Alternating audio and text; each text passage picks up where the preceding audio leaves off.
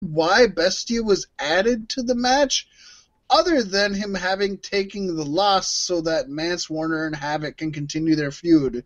Because I think this is going to almost be a better match with just those two. And I love Bestia Seis. I love it, but and I love Promociones Dorado, but was the stairway a ladder? Yeah, it was a ladder. Okay. And it was good. I mean, this was a super good match for what it was. You don't have a good ladder match between two people. Yeah, let me say this. If you're looking at it as a match alone, like you're just going to stroll through one day 20 years from now and say, I'm going to watch this match, you're going to enjoy the fuck out of it. If you're watching it and trying to continue a storyline, I was kind of disappointed in it. So it's got its plus and its minuses. Could you tell Jimmy Havoc didn't want to get injured on his not main job? No, not at all. Good. That was my biggest worry about this match. Right. That ties us up at 3-3 with Paystee getting the point for Mance. That's a true bromance right there. Paystee getting the point for Mance? No, Mac. I said Mac. Didn't I say Mac? You said Paystee, but you meant know. Mac. We're one and the same. Does it really matter? As long as we're both inside each other, you know. Right. Where I end, you begin. Exactly. What's up next? The National Sometimes Openweight Championship. Seeing Alex Hammerstone defending and retaining against Davey Boy Smith Jr. Man, it's just not a good night for the Foundation. Fuck you. Okay. First of all. Second of all, we went from a match that was really good but had shitty storyline to a match that had little storyline and was not good. This wasn't a bad match. I do have to ask, just because, and I'm uncertain. Okay. But were Brian Pillman and Davey Boy Smith in the Hart Foundation? Yes. Their fathers were? Yes. Okay. Just making sure. Yeah, the Hart Foundation was the second iteration of the Hart Foundation, I should say, was Bret the Hitman Hart, Owen Hart, Jim the Anvil Neidhart, the British Bulldog, and Brian Pillman. Okay, yeah, that era, it's in my mind, but it's so foggy.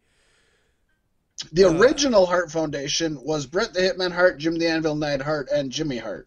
Yeah. All three of them had Hart at the end of their name, and not a three of them were related at all. But the second iteration, they were all related either through blood or marriage.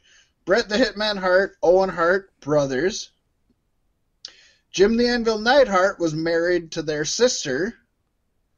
British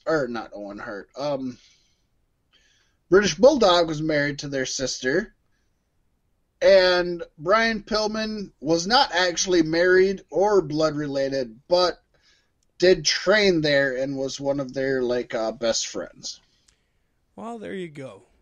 Thank you for the knowledge. You're very welcome. I like when you throw random shit out there so that I can throw out. Hey, I don't know everything, but I want to. Well, I just like the fact that I can let people know that I don't just fucking research this shit and then drop it here. It's like I know some things. Well, I know that's the They're not era. Important things. That's your time span. That is. And I love the fact that you and I have two different time spans so we can help educate each other. Mm-hmm. Yep, you didn't have to live through the shitty Ruthless Aggression era. I did that for you. Well, I could have, but I chose not to. With that being said, where are we at here? So basically this wasn't a bad match per se, but it was not a good match. It was the epitome of the Simpsons meme, meh. I don't think I've ever seen Hammerstone put on a match that makes me say, oh my God. This was the perfect spot for this match, Paystee, and do you know why? Why?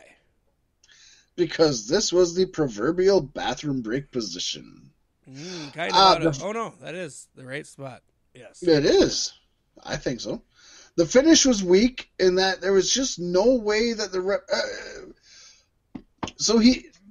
basically the finish happened and they were all tangled up in the ropes. And there's no way the referee would not have seen that they were in the ropes. Even if the positioning had been better, though, it was still a disappointing finish. And why place so much emphasis going into this and during the pay-per-view on Georgia Smith, who is Davey Boy Smith's wife, in the video package and everything, if she wasn't going to have any part in this match? I was super disappointed in this match. I was. It was storyline leading up to it, though, wasn't it? I don't know. I haven't been watching. It was, but why would you have a storyline leading up to it if she isn't involved in it? Well, I mean, Samoa Joe went and attacked AJ Styles' family, and then they weren't totally involved in it anymore. And everybody is talking about how well WWE is written. Right? Yeah. Exactly. Then we had the main event, Paystee, a no DQ World Heavyweight Championship match.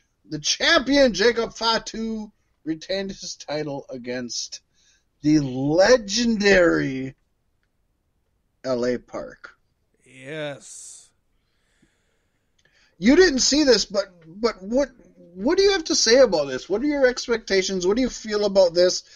Obviously, you know Jacob Fatu from MLW, you know LA Park from his time as La Parka. Yeah, I mean LA Park and they both come from a lineage, a significant lineage from their own respective regions.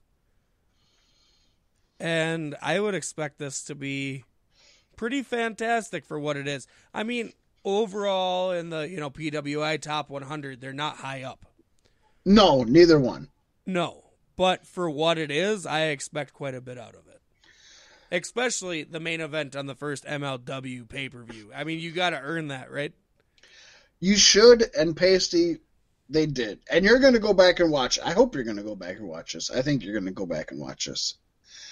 The match, it looked awesome. These are my notes right here. I'm just going to read it word for word. The match looked awesome on paper, and it over-delivered. Now, LA Park bled buckets, and he ended up having his mask half ripped off. So by the end, every time you've seen LA Park, it was iconic. It made me think of Steve Austin in The Sharpshooter with Bret Hart. Yeah. You know what I mean? Awesome. Like an iconic image. Oh my God! Well, yeah, you I get just more it. insight to the facial expression to see the pain that you never get to see any other time. Too right. Because the whole top half of his face was ripped off. Didn't that same kind of thing happen in the Sami Callihan and good God, Cero Mero? Yeah. What the fuck is Pentagon Jr.? Pentagon. Yes. Cero. And the hair versus hair match, because Penta's mask was pretty ripped off. Exactly. By the end too. Exactly. It's amazing. And it's awesome.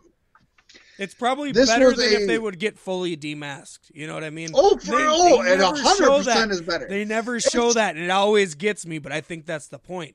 Paystee, it's like this. You can look at a fucking beautiful woman completely naked, and you can look at a beautiful woman with tiny panties on and a really short fucking top with the nipples just peeking out. She looks better with the clothes on. Exactly. She does. She does. That's just the way it is. This was a wild brawl, and the hot dueling crowd chants. The fans didn't know who they wanted to vote for. It was Jacob Fatu. It was LA Park. It was Fatu, LA Park. Fatu, LA Park. It was fucking amazing. It made for a hell of an atmosphere. The fans were digging this one, Paystee. I'm happy they kept the title on Fatu. I'm not going to lie. And I talked about this last week. This guy could be the face of the company, a real homegrown star. While LA Park, he doesn't need the championship to be over with his fans. We're going to fucking dig him no matter what he does. He's already earned his place. You know what I mean? And you don't want... He's past his prime. I hate to say it.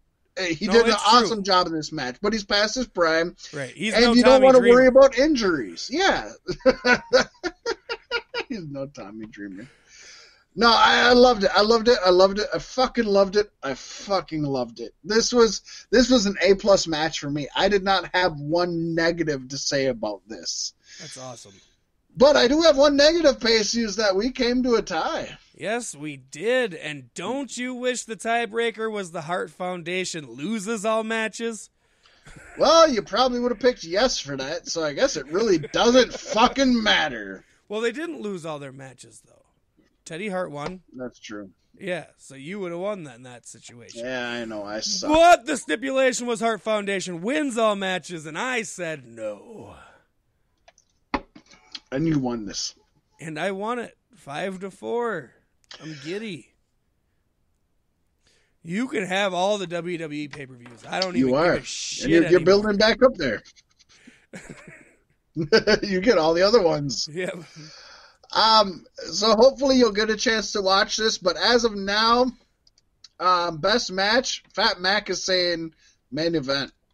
Jacob Fatu versus LA Park. Final grade, I'm giving it A-. I'm going to err on the side of lower because a few matches that should have done good disappointed me. So I'm giving it an A-. Paystee, if you change it in the future, go right ahead. At least it didn't. But that's it what wasn't I'm going enough with for now. disappointment to drop your A- to a B. No, not at all. Not even a B+. Mm-hmm. That says a lot, especially with their first pay-per-view, and everything teeters on this. Correct.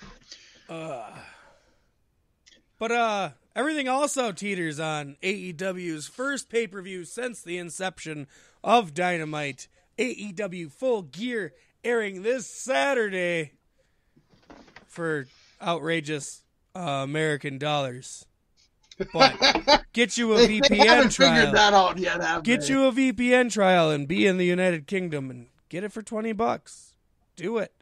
Otherwise, there's other means. You know this. Oh yeah. But I think after the go home show, fucking get some friends and buy it. Do it. I think it's worth it. I definitely think it's worth it to watch it one way or the other. Whether you got to go out of your way to physically find it somewhere else, or whether you and your friends get together and drop $5 on it. I think you should watch it. It looks like it's going to be a great card, to be honest. Yes. I'm excited for it. Hey, I love that Zen Space waterfall you got going on in the background. You know it. Really centers you in the studio, doesn't it? It does. So, it kicks off with the buy-in. Only one match this time. Apparently, of course, there'll be a couple added. Obviously. You would We're assume. seeing Dr. Britt Baker taking on B. Priestley, who seems to be her hottest rival since she's arrived. Correct.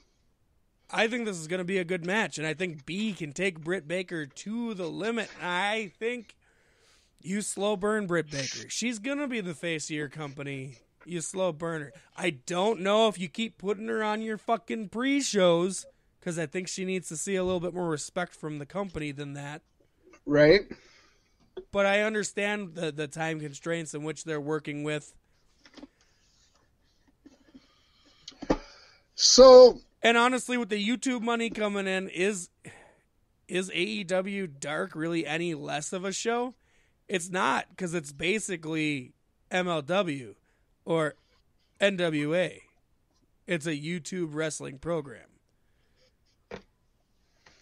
This is just, it's tears that I have in my brain about this whole situation. That I don't know. I mean, number one, NWA, MLW, and AEW aren't making much, if any, money off of their shows, obviously, especially with the algorithms. If you're a fan of any YouTube show, you know the algorithms have been so fucked lately. Especially in the wrestling department. Especially. So I don't think... I think it's basically just quote-unquote free advertising. And it's not free because you pay for what you have to produce. But granted, that cost is also tied up in the production of Dynamite. Well, exactly. Obviously, AEW Dark doesn't cost anything because all of that stuff's already there. So it doesn't WWE cost should take them a page out of their book, though, don't you think?